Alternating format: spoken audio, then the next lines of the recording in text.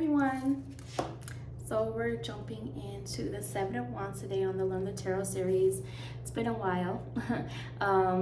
So as most of you know by now, if you've been following this, it's literally taken me years to finish, but hey, that's what it is right now. That's what's working for me. I learned to read intuitively first before I learned the traditional meanings of the cards, later on the more esoteric meanings. So I'm not really going to get deep into like those kinds of meanings today since I read more traditionally, but this is just kind of my take in terms of the overall energy of the cards. And so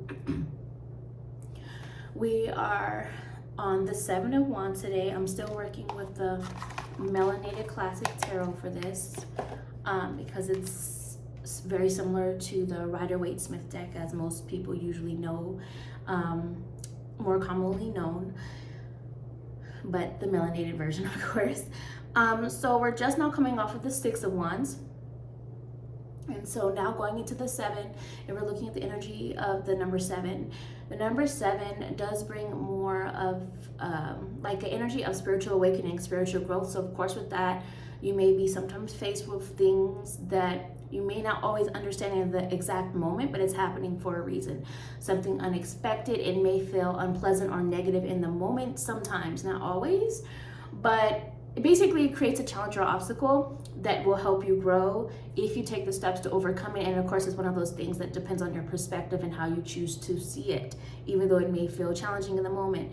So with this energy, Seven of Wands, it's kind of that reminder that duality or things can change at any moment. And so I'll give you an example. This is just an example to kind of get the energy across of what I mean. So use your discernment, your critical thinking skills to apply to whatever scenarios you may be reading on, and so on, or whatever, what have you. So think of it like this. In the past, I have had clients I have read for years, and so you guys know I'm a very tell the truth, blunt, like it is kind of a reader. Of course, not in a mean way, but I do not like the fluff. I do not want to sugarcoat things. And so I have had clients where I've read for years and they've been completely okay with my style for years and left positive reviews and just really enjoyed my readings. Think of like Six of Wands, energy of success and victory and just positive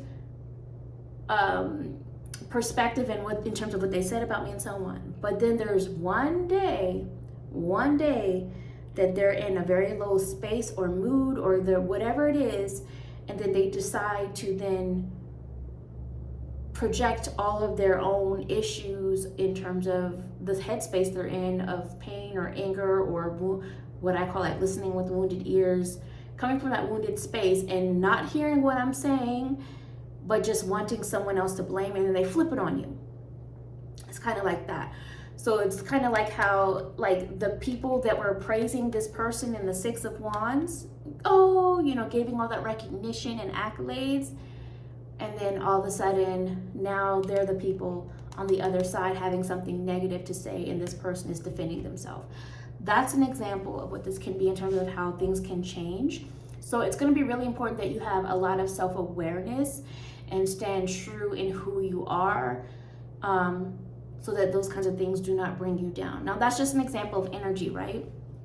So getting back to it, Seven of Wands energy is basically, again, there's no one meaning to any card. The other cards around it, what you're feeling and interpreting, what the person asked, so much can change the meaning of the card. But when I'm looking at this, it often means has an energy or vibration of feeling defensive or setting boundaries or putting up a wall or protecting something, even if it's like it could be like having a guarded heart, whatever it might be. That's the kind of vibe coming through with this as well.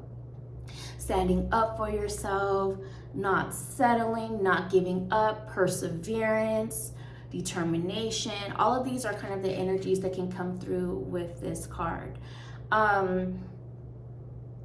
Also, you know, so I don't always do reversals, but if I do, again, there's no one way to do it. I could also see this as like, maybe if it's reversed, I could see it as a need to stand up for yourself, a need to set boundaries, a need to have more of a guard up, rather than like trusting blindly or trusting too much, or even like having a pattern of being naive, and now it's like needing to see that so that you can be on a bit more of a guard, and so on. I've mentioned before how like a lot of the times the wands to me represent the internet. For whatever reason, that's just how it comes across to me energetic wise as well, modernizing these cards a bit. So this could be like defending against online trolls or haters, or needing to know when to ignore and when to stand up for yourself, or needing to block, mute, delete certain people online, that kind of a thing.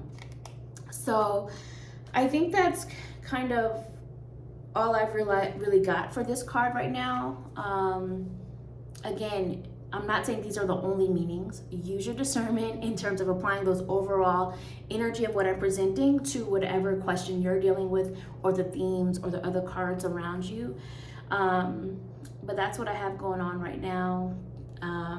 If you made it this far, send me the lime green heart emoji, like, comment, share, subscribe, all the things to support the channel for free, and I will talk to you guys another time. Bye.